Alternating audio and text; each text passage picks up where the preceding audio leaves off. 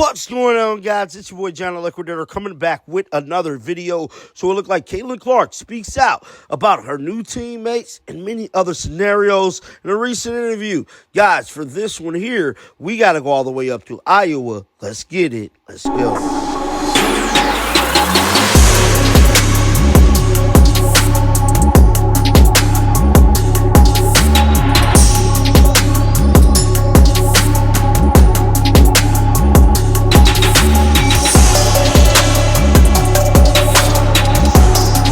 It's no secret that Caitlin Clark and Indiana Fever front office pulled off the biggest heist of the WNBA, and that is orchestrating one of the best teams arguably ever assembled.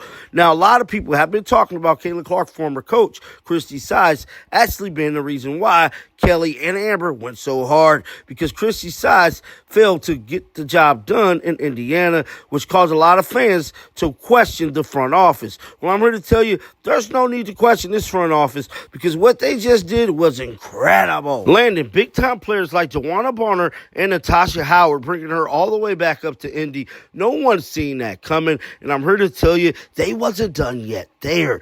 Landing also, guard Sophie Cunningham, one of the best shooters in all of the WNBA, and pairing her up with Caitlin Clark. No one's seen that coming, and you can't forget about Jaylen Brown from the Dallas Wings also. Not only did they get her, they also got the number 19 pick. You can say what you want. The winners of WNBA free agency was the Indiana Fever, dog. And guess what? They did all of this in 48 hours. Yes, they let everybody else go with their moves, and then they struck like a lightning bolt out the sky and landed some of the best players in all of the W. And I've been telling y'all from the jump, I'm dubbing this team the Avengers, bro. They're going to take down Thanos in the New York Liberty, and they're going to be hosting that trophy up this October. You can count me on this. I got major faith in the Indiana Fever, and it looked like Caitlin Clark does too, because she's opened up about her new teammates and about everything that has happened in her career thus far. Guys, with all that being said,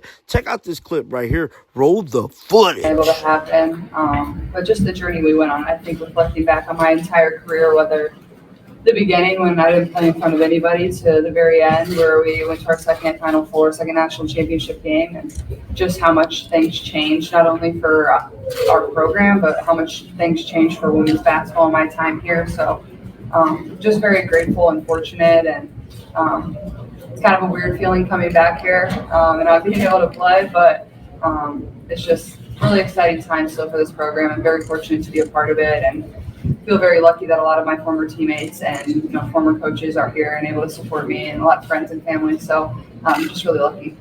Yeah. As an alum, as a fan, what's your take on this year's team? How do you see this team? Oh, asking me the tough questions. No, I think freshman class to me is what's really exciting. I think they've been ones you can tell they're freshmen. They're going to be inexperienced at times, but you learn through that and you grow through that. And really just proud of this coaching staff. I don't think people always at times give them the grace that they deserve.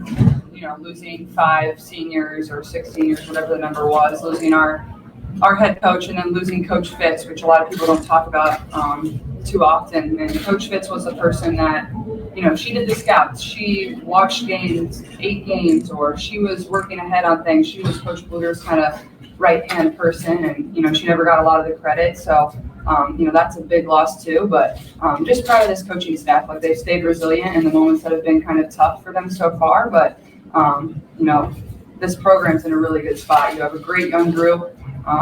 And you have, a couple of juniors that are going to be back next year that are really good. And then obviously the class that we have coming in too is really good as well. So the program is in a really good spot. Blake. And, a lot of these are big milestone emotional moments you were playing in a game because they're not playing because you know what this is going to be like. Do you feel like you're able to let yourself feel the emotions a little bit more? Yeah, and I feel like I already have kind of today. Like, you kind of just have like those butterflies in your stomach when you like walk in here. Not so much for a basketball game now, but obviously just to be around everybody and to enjoy this environment. I think it's definitely, you are a little bit more vulnerable. I don't have to go and compete for 40 minutes, even though I wish maybe I could. But certainly, I think it'll definitely be a little bit more emotional that I don't have to compete and go play for 40 minutes. Chad.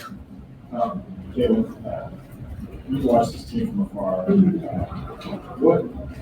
What do you hope that Iowa women's basketball is? This is kind of a big training day. Yeah. I hope Iowa women's basketball can become, the recruits that are here. Yeah. What do you think that this can become after? Yeah, well, I mean, I guess I just reflect on the class that graduated, and I would say the thing we're probably the most proud of looking at, like myself and Kate and Gabby, and even like Monica and McKenna when they graduated, is just the culture that we had here. It's not so much the winning. The winning came because of the great culture that we had. And for me, I hope that's the thing that always stays intact, and I know it will because of the great coaching staff we have and the type of players that they recruit. And, that was the reason we were good. It wasn't because we had a ton of really, really skilled players. We had players that were selfless. We had players that you didn't care how many points you were going to score. They're going to do whatever they could for their teammates. They're going to hold their teammates accountable. And I think that's a lost art in college these days. Like, you don't always see that. And I think that's what makes Iowa women's basketball what it is. It's just the culture piece. And I know that will carry on, and that's what I hope to see as well. Scott. Outside of anybody in the political arena and maybe your Chiefs BFF, nobody's faced more scrutiny in the last 18 months than you. Yeah. What have you learned about yourself going through, whether it's adversity on the floor, off the floor, and in the last 18 months, and how have you applied that to make you a better person? I think it's just life. Everybody goes through some of the same stuff that I've gone through, and a lot of people go through a lot worse. And I just try to remind myself every single day, like, how grateful I am to be in the position that I am. And, I try to treat everybody the same way that, that I would want to be treated. And I think it just speaks to the way I was raised and my parents raised me. There's going to be good days. There's going to be bad days. Girls are fired up. But yeah, I think it's just, you go with the flow a little bit, obviously. I think having a good circle around me and having a small circle around me of people that I really trust, and those are the people that you can always count on and lean on, is what's been so important for me over the past year.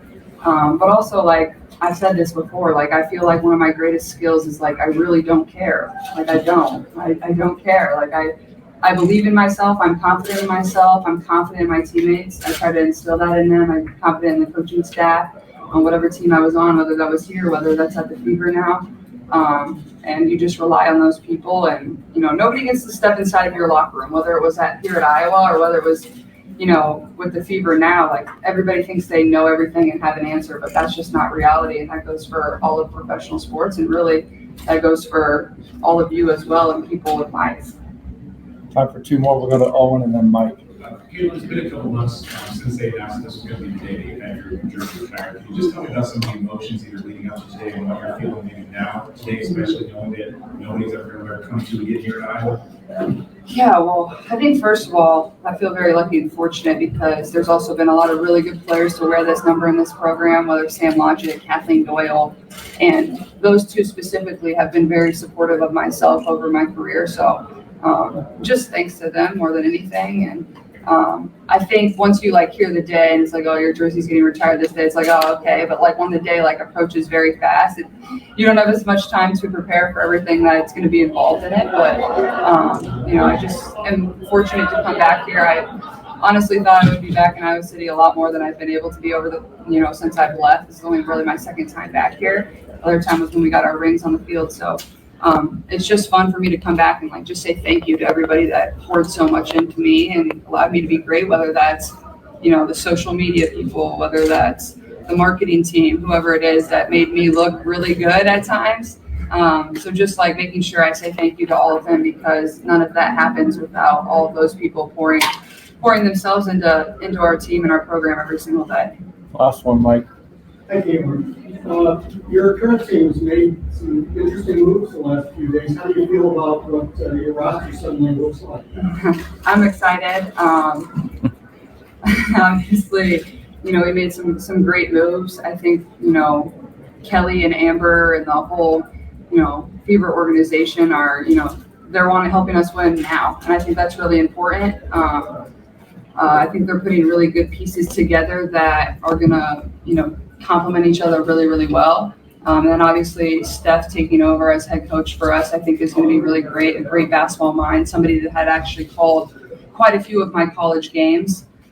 So being able to build that relationship with her and just be in the gym and work on things that she probably saw when I was a freshman in college and was like, oh, that girl still can't make a left-handed layup. We're still working on that. But no, it's just exciting times. And I think you look around the WNBA, and that goes for, all 13 teams now. And, there's real trade and there's real activity and there's fun free agency to follow. And that's what's making people so excited about it. That's going to attract more people to our league, is you get to follow these storylines. So it's really exciting, and I'm, looking forward to next year. Shake!